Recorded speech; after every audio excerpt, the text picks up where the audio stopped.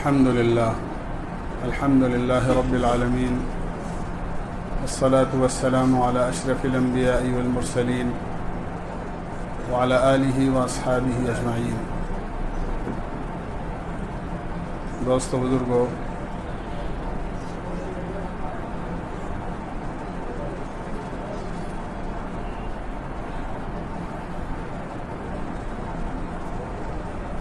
کل میں نے شادی اور نکاح سے متعلق کچھ ضروری باتیں عرض کی تھی۔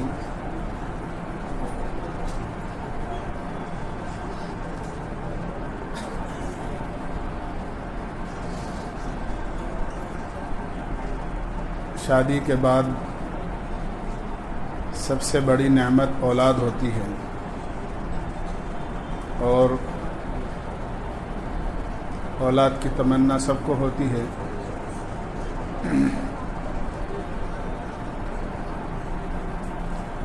لیکن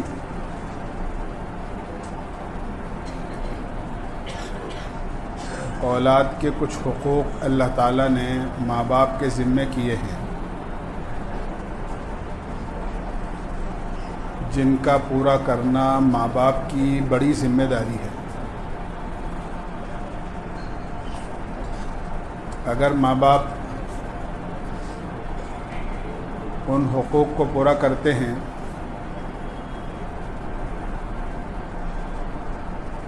تو اولاد اچھی، نیک، فرمانبردار اور بڑی لائق ثابت ہوتی ہے۔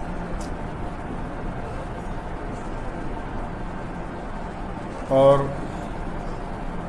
ان میں سے اگر کچھ حقوق پورے نہیں کیے جاتے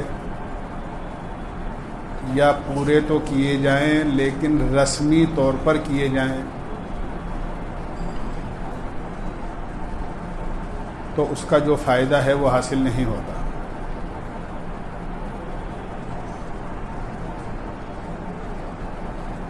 میں عرض کر چکا ہوں کل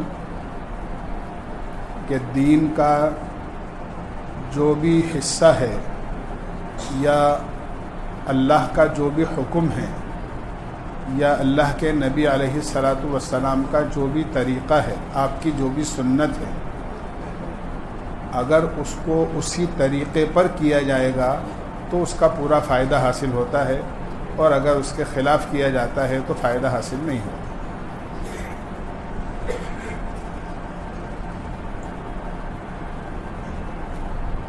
اولاد کے حقوق میں علماء نے لکھا ہے کہ سب سے پہلا جو حق ہے وہ یہ ہے کہ اگر اچھی اولاد چاہتے ہو تو ان کے لیے اچھی اور نیک ماں تلاش کرو۔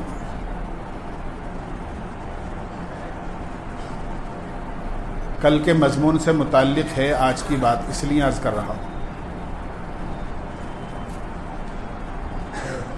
کہ اگر نیک اولاد چاہتے ہو تو ان کے لیے نیک ماں تلاش کرو۔ یہ سب سے پہلا اولاد کا حق ہے۔ ہمیں غور کرنا چاہیے کہ ہمارے یہاں تو بچہ پیدا ہو جاتا ہے، بڑا ہو جاتا ہے، بولنے لگ جاتا ہے، اس کے بعد بھی ماں باپ یہ کہتے ہیں ابھی چھوٹا ہے، بڑا ہوگا سب سمجھ آ جائے گی تو کر لے گا، ٹھیک کر دے گا۔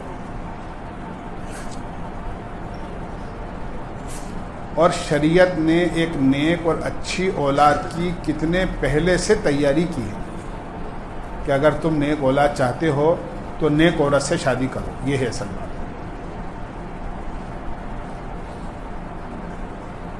اس لیے کہ اگر نیک بیوی ہوگی تو اللہ نیک اولاد دے گا۔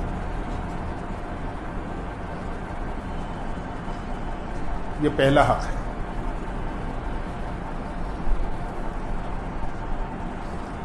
دوسرا حق یہ ہے، بہت مختصر عرض کروں گا۔ دوسرا حق یہ ہے کہ جب اللہ اولاد دے دے اور بچہ یا بچی جو بھی اللہ دے، سب سے پہلے اس کو غسل دیا جائے تاکہ اس کے جسم کی ناپاکی دور ہو جائے، اس لیے کہ بچے کی پرورش اس ناپاک خون سے ہوتی ہے ماں کے پیٹ میں جو عورت کو مہینے میں آتا ہے. اسی لیے بچہ پیٹ میں جب ٹھہر جاتا ہے تو پھر عورت کو حیض کا خون نہیں آتا، اسی خون سے اللہ بچے کی پرورش کرتا ہے.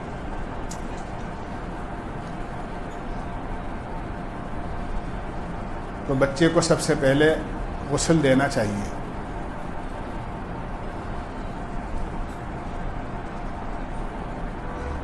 پاک صاف کپڑے پہنانا چاہیے. علماء نے لکھا ہے کہ اگر بچہ اللہ نے دیا ہے، بیٹا دیا ہے، تو اس کو سفید لباس پہناؤ سب سے پہلے.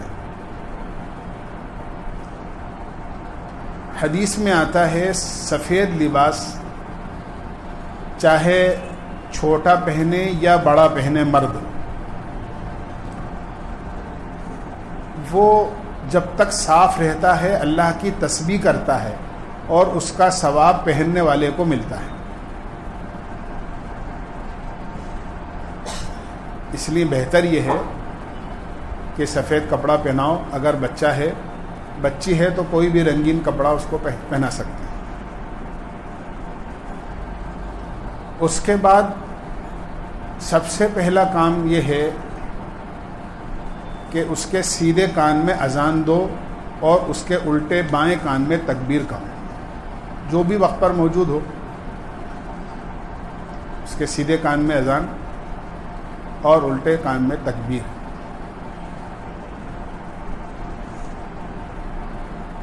تاکہ اللہ کی بڑائی، اس کی توحید، اللہ کے نبی کی رسالت، نماز، کامیابی، ان سب کی آواز سب سے پہلے دنیا میں آنے کے بعد اس کے کان میں جائے.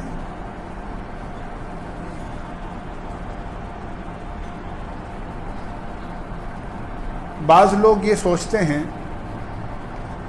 کہ یہ معصوم بچہ جو ابھی کچھ نہیں سمجھتا، اس کے سیدھے کان میں اذان، الٹے کان میں تکبیر کہنے کا کیا مطلب؟ یہ کیا سمجھے اذان کیا ہوتی ہے، تکبیر کیا ہوتی ہے؟ ایسا نہیں.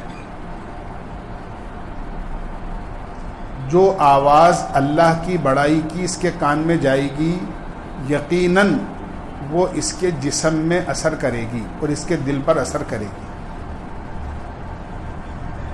اگرچہ اس کو ابھی ہوش نہیں ہے کچھ.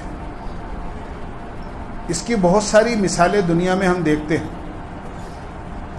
ایک آدمی بالکل بے ہوش ہے، بیمار ہے، اسپتال میں بھرتی ہے، آئی سی یو میں وینٹیلیٹر پر ہے، ہم جانتے ہیں. ڈاکٹر لوگ اس کے جسم میں انجیکشن، ڈرپ یا دوسرے راستے سے دوا پہنچاتے ہیں، حالانکہ اسے ہوش نہیں ہوتا، لیکن ہم جانتے ہیں کہ جو دوا اس کے جسم میں جا رہی ہے وہ ضرور اثر کر رہی ہے.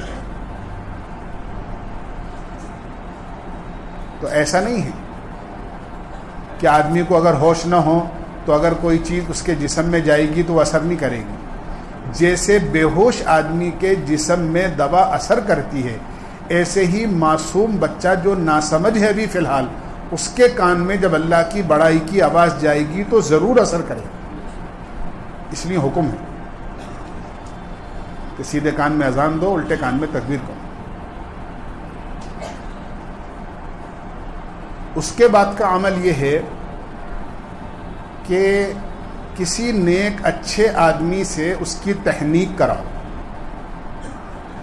تحنیک کہتے ہیں کوئی بھی ایسی میٹھی چیز، کھجور، چھوارا، شہد، کسی نیک آدمی سے چبوا کر اور اس کو باریک کر کے کہ بچہ اس کو ہضم کر سکے اور نگل سکے، اور اس کو چٹواؤ تاکہ کسی نیک آدمی کا لعاب سب سے پہلے اس کے پیٹ میں جائے، تاکہ اس کے اثرات اس کے جسم میں پڑیں. یہ سب سے پہلی غذا، دودھ سے بھی پہلے، تاکہ اللہ تعالیٰ اس کو نیک بنائے. یہ بنیاد ہے. صحابہ کے زمانے میں ایسا ہوتا تھا. اللہ کے نبی علیہ الصلاۃ والسلام کے پاس بچے لائے جاتے تھے. اللہ کے نبی علیہ الصلاۃ والسلام نرم کھجور لے کر اس کو اپنے منہ میں خوب چباتے اور چبانے کے بعد جب وہ باریک ہو جاتی تو آپ اس کو اپنی انگلی سے لے کے اس کے تالو میں چپکا دیتے اور بچہ اس کو چاٹتا، اور سب سے پہلے وہ غذا اس کے پیٹ میں ماں کے دودھ سے بھی پہلے جاتی۔ یہ تحنیک کا صحیح طریقہ ہے۔ اور اگر یہ راستہ ممکن نہ ہو تو کوئی بات نہیں، کسی نیک آدمی سے جو ہے وہ شہد پڑوا کر شہد چٹوا لیں اس کے، یا شہد جو ہے اوٹا کرا کے لے جائیں ہماری زبان میں اور وہ اس کو چٹا دیں۔ بہرحال کوئی بھی طریقہ اختیار کیا جا سکتا ہے، اس کو تحنیک کہتے ہیں۔ اصل وہ ہے جو میں نے عرض کیا آپ سے۔ اس کے بعد جب بچہ 7 دن کا ہو جائے تو 7ویں دن اس کا اچھا نام رکھا جائے، اس کے بال کاٹے جائیں، اس کا عقیقہ کرا جائے۔ یہ تینوں چیزیں، اس کا اچھا نام رکھا جائے، اس کے بال کاٹے جائیں اور اس کا عقیقہ کیا جائے۔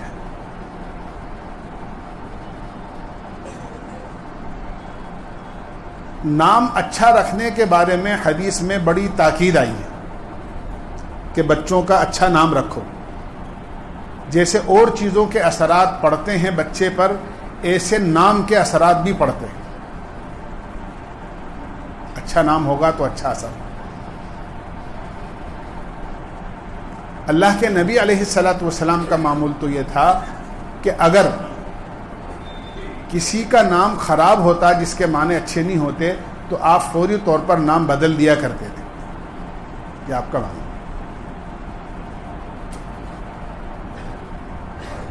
حضرت عمر کی ایک صاحبزادی کا نام آسیہ تھا۔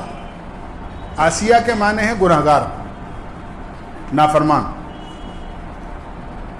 جب اللہ کے نبی کو پتہ چلا تو اللہ کے نبی نے ان کا نام بدل دیا کہ یہ کیا نام رکھا ہے؟ آپ نے اس کا نام جمیلہ رکھ دیا۔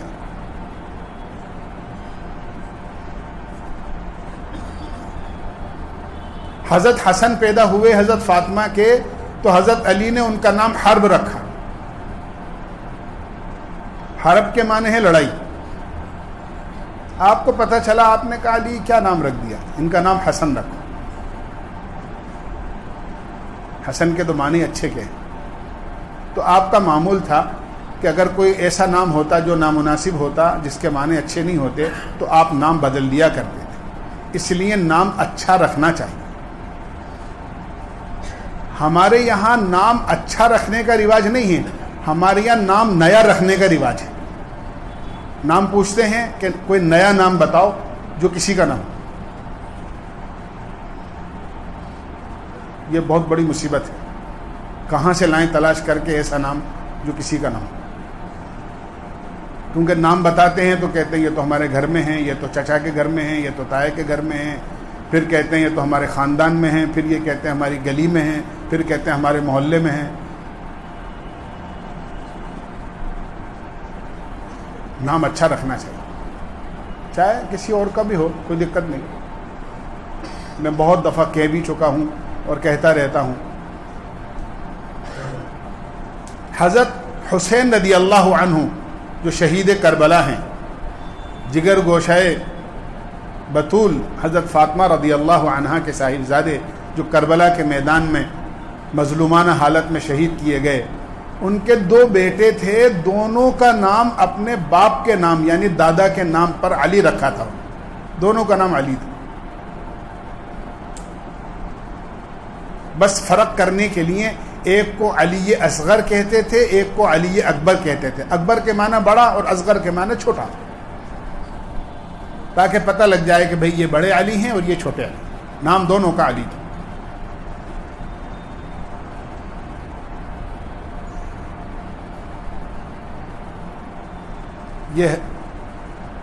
یہ معمول تھا صحابہ کا، اس لیے نام اچھا رکھنا چاہیے۔ اللہ کے نبی علیہ الصلاۃ والسلام سے منقول ہے اللہ کے نام پر نام رکھو۔ فرمایا سب سے اچھے نام عبداللہ عبد الرحمن ہے۔ یہ اللہ کے نام ہیں، ذاتی نام ہیں اللہ کے، یہ اللہ کے ذاتی نام ہیں۔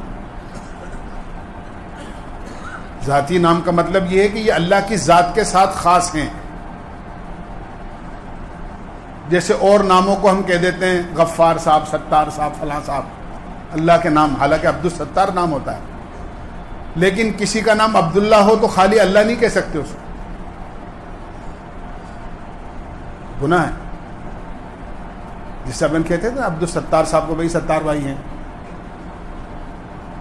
تو ایسے اگر کسی کا نام، ان کا نام تو عبد الستار ہے، ستار بھائی کہہ دیتے ہو، لیکن اگر کسی کا نام عبداللہ ہے تو اللہ بھائی نہیں کہہ سکتے، اللہ میاں نہیں کہہ سکتے اس کو. نا ذاتی نام ہے اللہ، جو اس کی ذات کے ساتھ خاص ہے. فرمایا عبداللہ، عبد الرحمن نام رکھو. پھر اس کے بعد اللہ کے جو صفاتی نام ہیں، یہ 99 نام جتنے بھی ہیں اللہ کے، عبد الغفور، عبد الودود، عبد الستار، عبد الغفار، عبد الجبار، عبد الودود، یہ سب اللہ کے نام ہیں، صفاتی نام. 99 نام ہیں. ان کے نام کے ساتھ عبد لگا کر رکھو. نبیوں کے نام پر رکھو نام، ابراہیم، یوسف، ہارون، موسیٰ، عیسیٰ، یہ نبیوں کے نام. اللہ کے نبی کے نام پر نام رکھو، احمد رکھو، محمد رکھو. حدیث میں آتا ہے قیامت کے میدان میں جن کا نام احمد اور محمد ہوگا، اللہ تعالیٰ اعلان فرمائیں گے کہ میرے نبی کے نام پر جتنے لوگ ہیں، احمد اور محمد جن کے نام ہیں، وہ سب ایک جگہ جمع ہو جائیں. چنانچہ وہ سارے لوگ جمع ہو جائیں گے اور پھر ان سے کہا جائے گا کہ تمہارا نام چونکہ میرے نبی کے نام پر ہے، لہذا میں اپنے نبی کے اعزاز میں تمہیں بغیر حساب کتاب جنت میں داخل کرتا ہوں. اور ان کو بغیر حساب کتاب کے جنت میں داخل کرتا ہوں. تو نبیوں کے نام پر نام رکھو. پھر اس کے بعد میں صحابہ کے نام پر نام رکھو. حذیفہ ہے، انس ہے، یہ سب صحابہ کے نام ہیں. طلحہ ہے، زبیر ہے، یہ سب صحابہ کے نام ہیں. چھوٹے چھوٹے نام ہیں ان کا نام. محمد زبیر لکھ دو، محمد طلحہ رکھ دو، تاکہ اللہ کے نبی کے نام کی نسبت بھی مل جائے اور صحابی کے نام کی نسبت بھی مل جائے.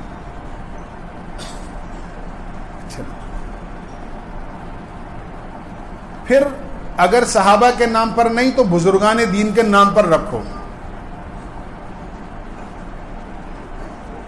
جیسے جنید بغدادی نام تو ہے، جو بغدادی ہوئے ہیں، وہ تو بغدادی اس لیے کہتے تھے کہ بغداد کے رہنے والے تھے. جنید نام رکھو. اسی طرح جن کے معنی اچھے ہوں وہ نام رکھو. جیسے محمد شاکر، شکر کرنے والا، محمد صابر، صبر کرنے والا، محمد عاقل، سمجھدار، عقل مند. تو جن الفاظ کے معنی اچھے ہوں ایسے نام رکھنے چاہیے. نئے نام کی فکر نہیں کرنی چاہیے. بہرحال بات لمبی ہو جائے گی، اور باتیں بھی کہنی ہیں، تو نام اچھا رکھنا چاہیے.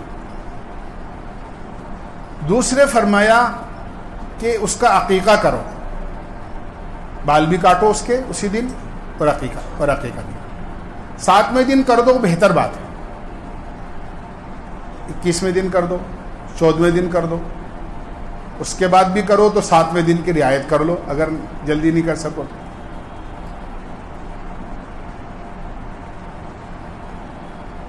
ساتویں دن کی رعایت کا مطلب یہ ہے جیسے بچہ پیر کے دن پیدا ہوا ہے تو پیر کا پہلا دن شمار ہوگا، تو 7واں دن اتوار کا آئے گا.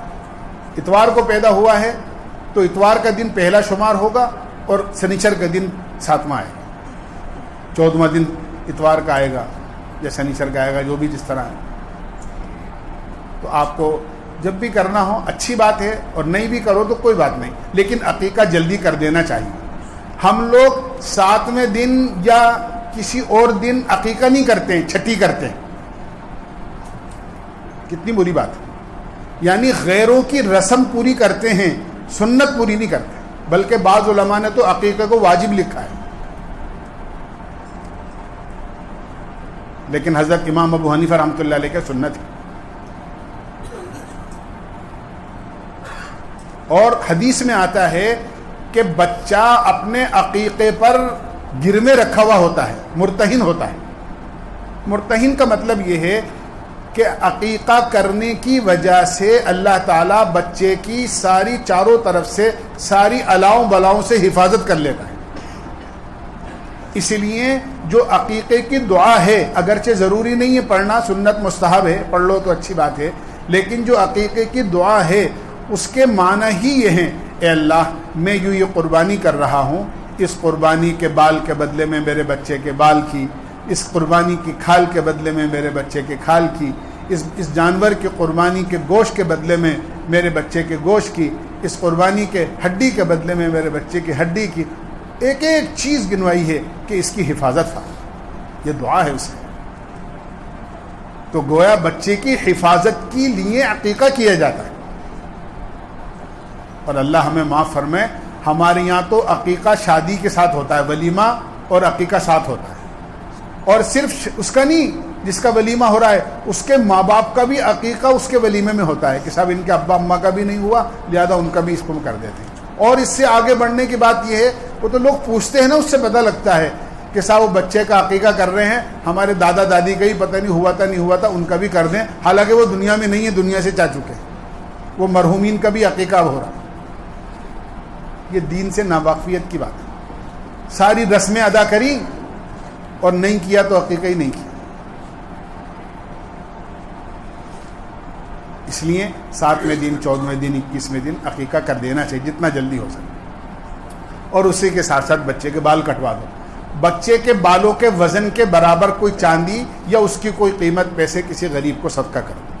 جو بھی اس کا وزن ہوتا ہے تھوڑا بہت، اس کے وزن کے برابر چاندی، یا چاندی نہیں تو اس کے پیسے جو بھی قیمت بنتی ہے اس کے 100 200 500 روپے اس کو کسی غریب کو دے.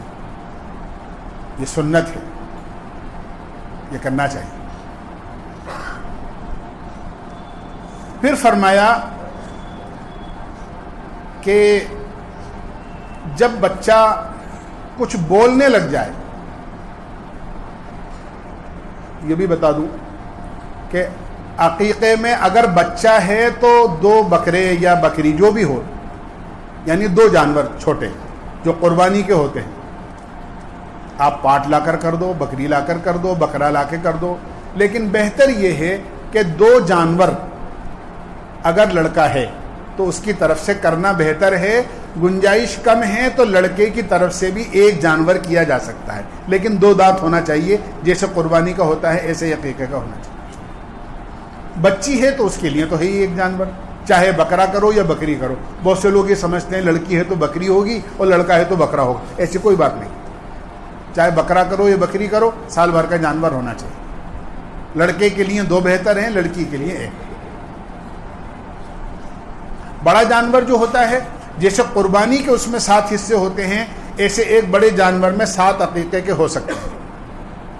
اگر اتنے بچے نہ ہوں تو ایک بچے کی طرف سے آپ پورا جانور کر دو، 2 بچے ہیں ان کی طرف سے پورا بڑا جانور کر دو، عقیقہ ہو جائے گا، کوئی بات نہیں. یہ عقیقے کے اصول ہیں. اس کے بعد جب بچہ بولنا شروع کرے تو بچہ جب بولنا شروع کرے تو اس کو اللہ کا نام سکھاؤ، کلمہ یاد کراؤ.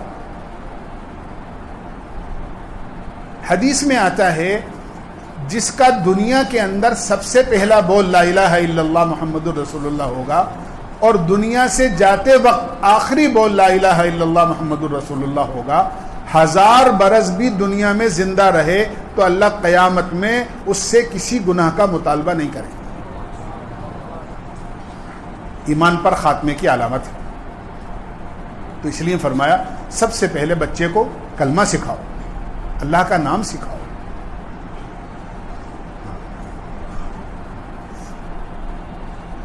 اور جب بچہ بولنا شروع کر دے اور زبان اس کی چل جائے تو اس کو قرآن پڑھواؤ. ہم تو رسمی طور پر لوگوں کی دعوت کرتے ہیں بسم اللہ کے نام پر، اور پتہ نہیں کہاں سے لیا ہے کہ جب 4 سال 4 مہینے 4 ہفتے 4 دن 4 گھنٹے بھی ہوں گے، چاہت ہو سکتا ہے 4 منٹ بھی ہوں گے، اس کے بعد پتہ نہیں کہاں سے لیا یہ 4 بچہ جب بھی بولنا شروع کر دے، اس کی زبان چل جائے، اس کو قرآن کی طرف متوجہ، اس کو سپارہ پڑھاؤ، تاکہ اس کی سب سے پہلی تعلیم قرآن کی. کی ضرورت. اسی طرح بچے کی پوری نگرانی تربیت کی کرو. حالانکہ ابھی وہ چھوٹا ہے, بچے کے پیٹ میں کوئی خراب ناجائز غلط غذا نہ جانے پائے. بچہ اپنی زبان سے ادب کے ساتھ بولے, آپ جناب کے ساتھ بولے. یہ نہیں کہ بچہ ہے. میں کیا عرض کروں, ہماری تربیت کی کمی کی وجہ سے رمضان میں فجر کی نماز پڑھ کے جا رہا تھا. میں آپ کو عرض کر رہا ہوں آج ہمارے ماحول کی بات. فجر کی نماز پڑھ کے جا رہا تھا. آگے دودھ والی پک اپ جو ہوتی ہے, جو ڈیری کا دودھ پہنچاتی ہے, وہ چل رہی تھی. برابر میں 2 بچے چھوٹی سائیکل ادا جس کو ہوتی ہے وہ چلا رہے. میں ادھر پیچھے تھا. برابر میں کوئی صاحب اپنی فیملی کے ساتھ میں, مسلمان تھے, برقع اوڑھ رکھا تھا پیچھے, وہ جا رہے تھے. اور وہ بچہ ادا چلاتے چلاتے بالکل پک اپ کے قریب آ جاتا تھا. اور مجھے بھی خطرہ ہوتا تھا کہیں بچہ ایک دم پہیے کے قریب نہیں آ جائے, لگ نہیں جائے, ٹکرا نہیں جائے. اس کو انہوں نے محسوس کر لیا جو برابر میں جا رہے ہیں اپنی فیملی کے ساتھ. انہوں نے ایک دم قریب آ کر بچے سے کہا کہ بیٹا ذرا دور چلاؤ, بالکل قریب لگ جائے گی. تو اس بچے نے جو ادا چلا رہا تھا اتنی موٹی گالی ان کو بکی, کہا کہ تو اپنی تو فکر کر لے. میں بتا رہا ہوں یہ ہماری تربیت کا حال. یہ ایک دن میں نہیں ہوتا ہے. یہ ایک دن میں نہیں ہوتا ہے کوئی وہ اچانک کو گالی بک دی ہو, یہ ایک دم زبان سے نکل گئی ہو, ایسا نہیں ہوتا ہے. یہ کب ہوتا ہے جب ماں باپ کہتے ہیں ارے کوئی بات نہیں بچہ ہے, بک دی تو بک دی, کیا ہے بچہ بھی نہ سمجھے, جب بڑا ہوگا سمجھ جائے گا. یہ اس غلط تربیت کا اور دھیان نہیں رکھنے کا نتیجہ ہوتا ہے.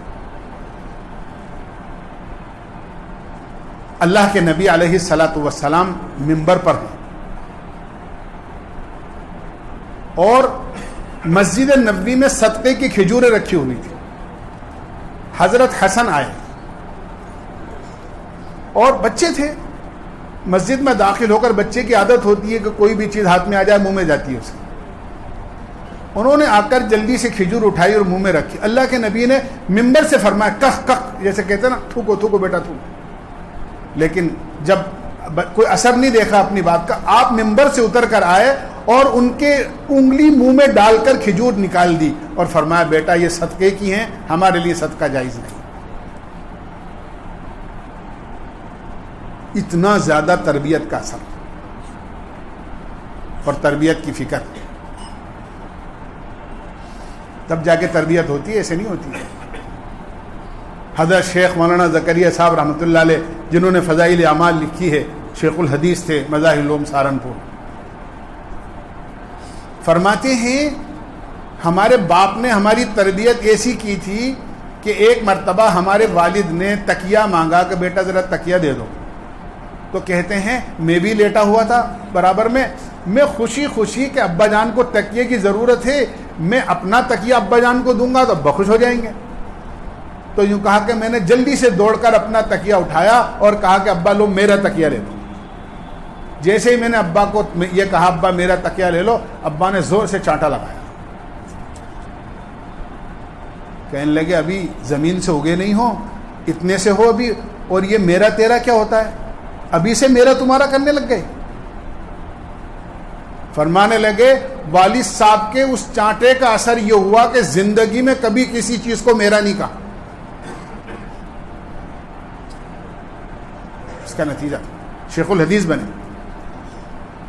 تربیت ایسے ہوتی ہے, ایسے نہیں ہوتی محبت اور لاڑ میں جو چاہو کرے جاؤ اور جو ہو رہا ہے ہونے دو.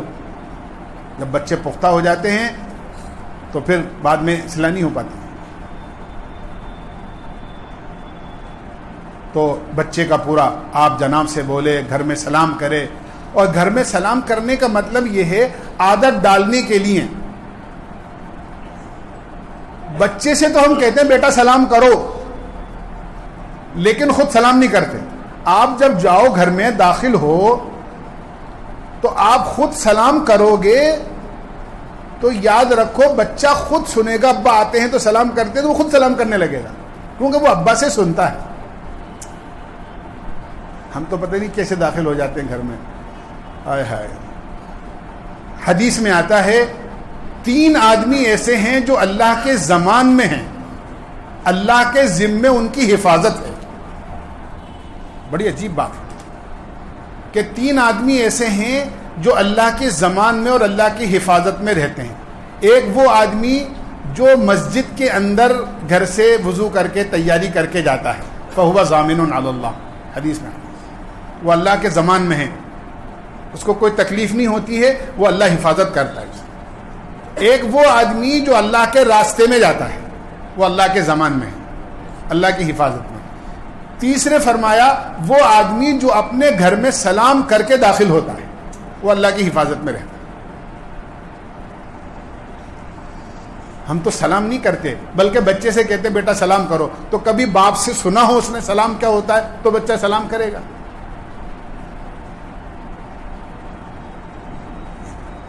ہم خود سلام کریں گے تو بچہ جو ہے نا وہ سن کے سلام کرنے لگے. سلام سکھاؤ کہ بڑوں کو سلام کرتے ہیں، ہر مسلمان کو سلام کرتے ہیں. بچہ جب 7 سال کا ہو جائے فرمایا اس کو نماز کا حکم کرو، اس کو نماز کی ترغیب دو، بیٹا نماز، حالانکہ فرض نہیں ہے ابھی نماز، لیکن جب بچہ جو اس قابل ہو جائے کہ ہاں بھائی بولنے لگ گیا، 7 سال کا ہو گیا، فرمایا اس کو نماز کی ترغیب دو، اپنے ساتھ مسجد میں لے کر جاؤ، گھر میں کہو کہ یہ امی کے ساتھ نماز پڑھے، اس کو نماز سکھاؤ، اس کو پوری نماز یاد کراؤ. یہ ذمہ داری ہے. اور فرمایا اگر بچہ 10 سال کا ہو جائے اور نماز نہیں پڑھے تو اس کے ساتھ تھوڑی سختی کے ساتھ پیش آؤ. میں بہت احتیاط والے الفاظ استعمال کر رہا ہوں، ورنہ حدیث میں الفاظ دوسرے ہیں جو آج کے تو قانون کے خلاف ہیں کہ دوسرے کے تو دوسرے، آپ اپنے بچے کو مار نہیں سکتے، یہ قانون ہے. اور یہ سب یہود و نصارہ سے آیا ہے قانون. یہ سب یہود و نصارہ کیا کہ وہاں پر کیا ہے کہ اگر ماں باپ نے بچے کو مارا اور بچے نے پولیس میں کمپلین کر دی تو ماں باپ کو پولیس اٹھا کر لے جائے گی.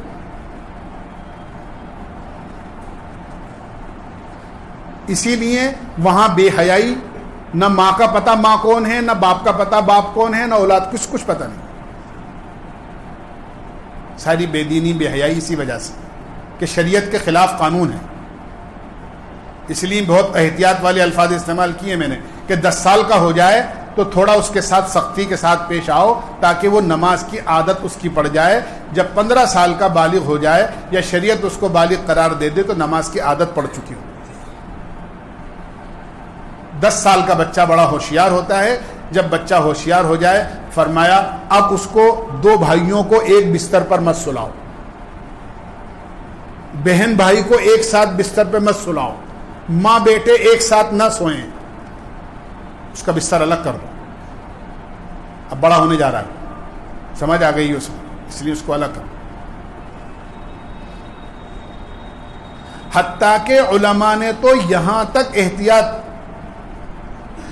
لکھی ہے کہ اگر بہن بھائی دونوں کے ایک ساتھ کپڑے دھونے کا موقع آئے تو ماں کی ذمہ داری ہے کہ ایک ساتھ بہن بھائی کے کپڑے نہ دھوئے، ایک دن بھائی کے دھوئے، یعنی اپنے بیٹوں کے دھوئے اور ایک دن بیٹیوں کے دھوئے. بہن بھائی کے ایک ساتھ کپڑے نہ دھو، یہ بھی ایک ساتھ دھونا حیا اور شرم کے خلاف ہے.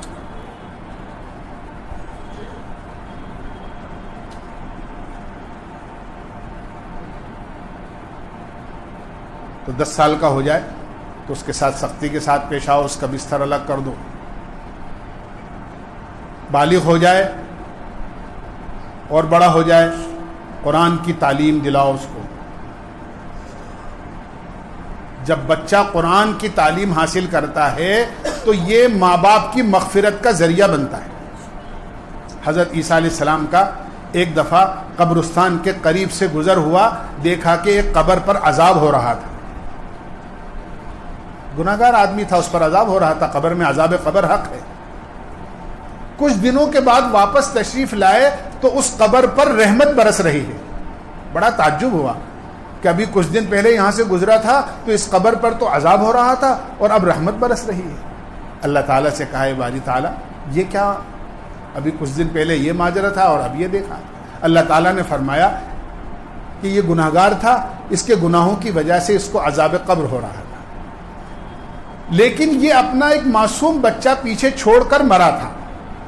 جب وہ بولنے کے قابل ہو گیا تو اس کی بیوی نے یعنی بچے کی ماں نے اس کو مدرسے میں قرآن پڑھنے کے لیے بھیج دیا. تو بچے نے پہلے دن اپنے استاد کے پاس ہمیں پڑھا بسم اللہ الرحمن الرحیم, شروع کرتا ہوں اللہ کے نام سے جو رحمان اور رحیم ہیں. تو ہمیں شرم آئی کہ جس کا بچہ زمین کے اوپر ہمیں رحمان اور رحیم کہہ رہا ہو, ہم اس بچے کے باپ کو زمین کے نیچے عذاب دیں, یہ تو ہمارے رحمت کے خلاف ہے. تو جس دن سے اس کے بچے نے ہمیں رحمان اور رحیم کہا ہے, ہم نے اس دن سے اپنا فیصلہ بدل دیا اور اس کی قبر میں اس کو عذاب دینے کے بجائے رحمت نازل کرنی شروع کر دی. قرآن سکھاؤ, قرآن پڑھاؤ بچوں, حافظ بنے بچے.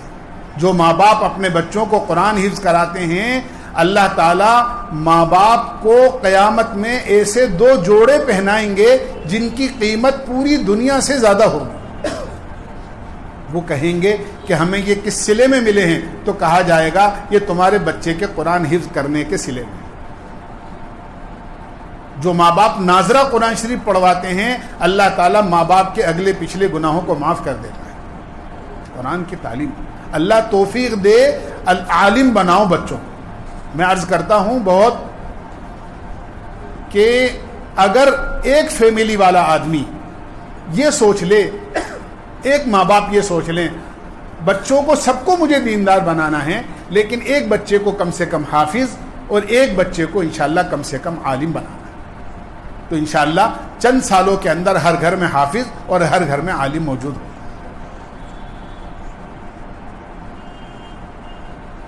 یہ اللہ کا, اس لیے اپنے بچوں کو حافظ بناؤ, عالم بناؤ, دیندار بناؤ.